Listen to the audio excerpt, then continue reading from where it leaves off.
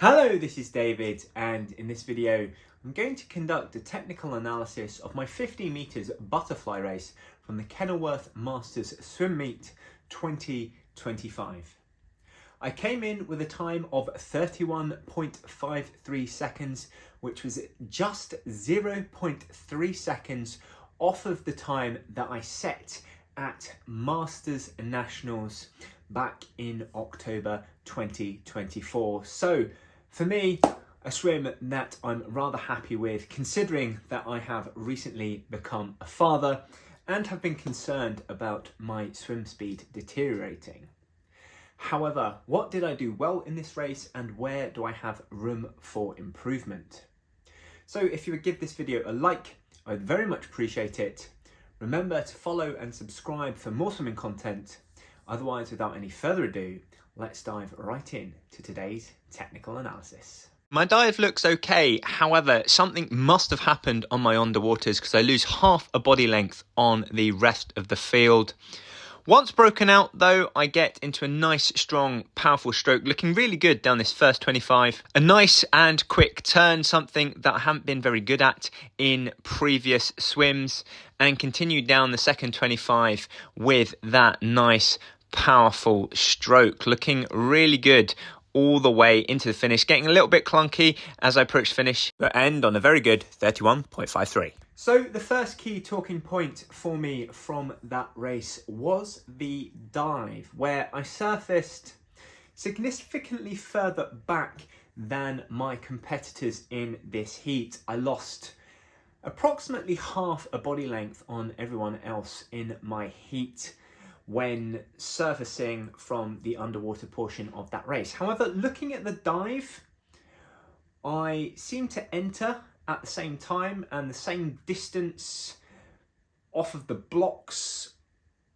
than everyone else, and as a result that leads me to believe that the issue actually lies with my underwaters. Perhaps I'd dived in too deep and as a result had to go down and back up again, which lost me a significant amount of time versus distance. It could be my underwater leg kick. However, I think that the biggest culprit here is my streamlining, where when I dive into the water, I have quite a bad habit of lifting my head up once I've entered the water, which creates a large amount of drag and as a result significantly slows me down. And because the dive is the fastest part of the race, ideally you want to carry that momentum from the dive into your swim. So correcting this could result in some significant speed improvements for myself, where I really need to work on ensuring that I am locked in a streamlined position, trying to achieve that as best as I can. And most importantly, keeping my head looking down towards the bottom of the pool once I have entered the water. This ensures that I maintain as good a streamlined position as I can, which will hopefully enable me to use that speed and momentum from the dive to travel as far as I can, meaning that I don't tire myself out with those underwater kicks as much as I do at the moment, and enable me to surface with a great deal of momentum going into the actual swim portion of this race. So I think the key learning point from that race for me was the dive, and practice that. I don't get an awful lot of opportunity to do so because the only chance I have during the week is with my one club night session.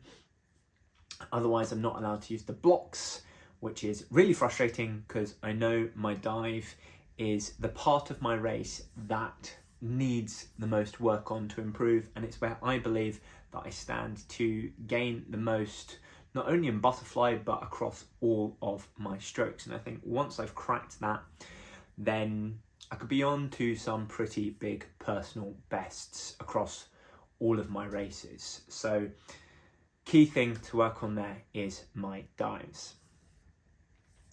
The second thing in that race for me that was worth talking about was the undulation of my stroke. I performed this better than I did about a month or so, 2 months ago, rather, at the Trafford Masters Meet, where just getting that bum out of the air on each stroke, undulating nicely to really propel myself through the water. I thought I did this better than I did at the Trafford Masters Meet, so happy with that.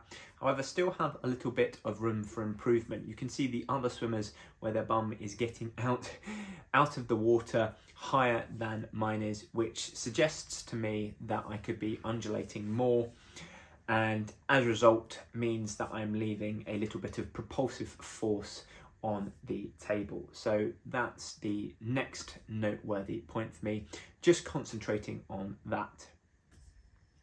Another thing that I did better than my race at Trafford Masters was getting the coordination of my pull and kick right.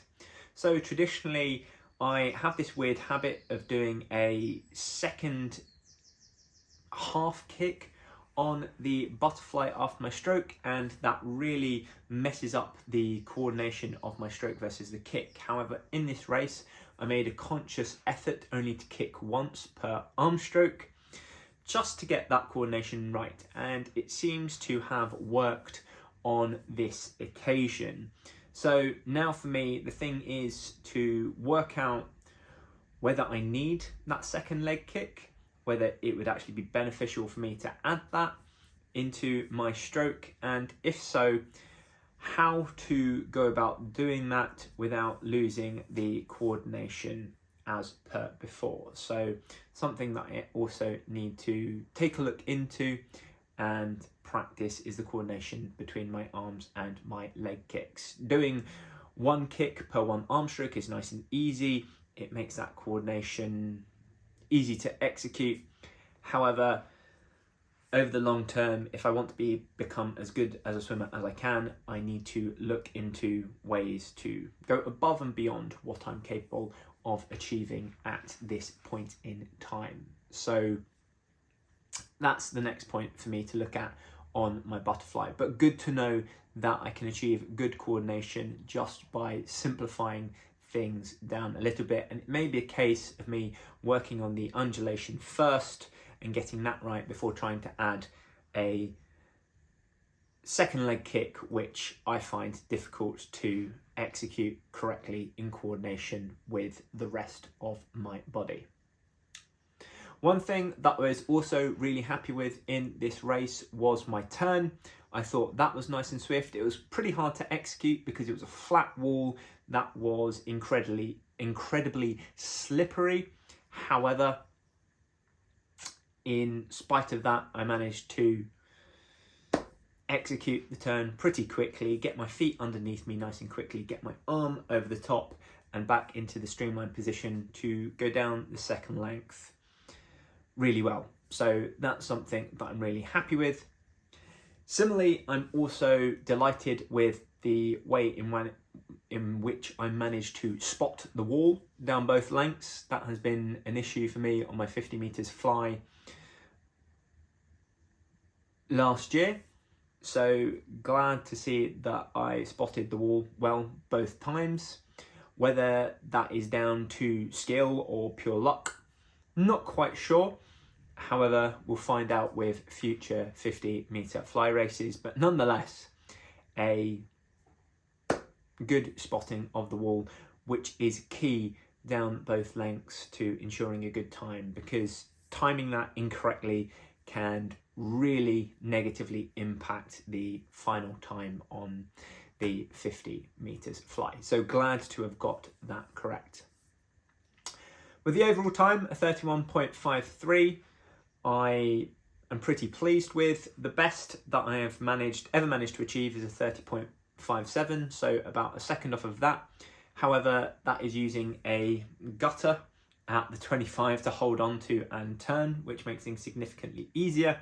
So for a like-for-like comparison, I think the time that I achieved was a 30.87, where you've got a flat wall surface to turn on. So that is about 0.7 seconds off of that. With my 50 metres fly, I'm not training it as much as I did during that year, 2023. So think that in order to get back to that level, I need to start doing some fly sprint training once more. I probably could have pushed myself a little bit harder. I don't think my muscles were fatiguing as much as they normally would do on a 50 metres fly, so maybe could have put in a bit more effort and would have gotten a quicker time as a result. But that being said, based on the personal circumstances that I'm in, it's a time that I'm reasonably happy with. It's not too far off what I've achieved before, and with a little bit of practice and tinkering, I think that PB has a chance of being beaten come Masters Nationals this year or relatively soon thereafter. So in my eyes, I'm counting it as a successful swim, one that I'm really happy with, one that shows that I'm still on track with my fly swimming despite becoming a dad and all of the time constraints for training that places on me. But yeah, happy with how that swim went, and we'll put that one down as a success. That is it for today's video, and if you've enjoyed it, please give it a like. Remember to follow and subscribe for more swimming content, and to swim faster on limited training time, head on over to westcough.com. Otherwise, see you in the next video.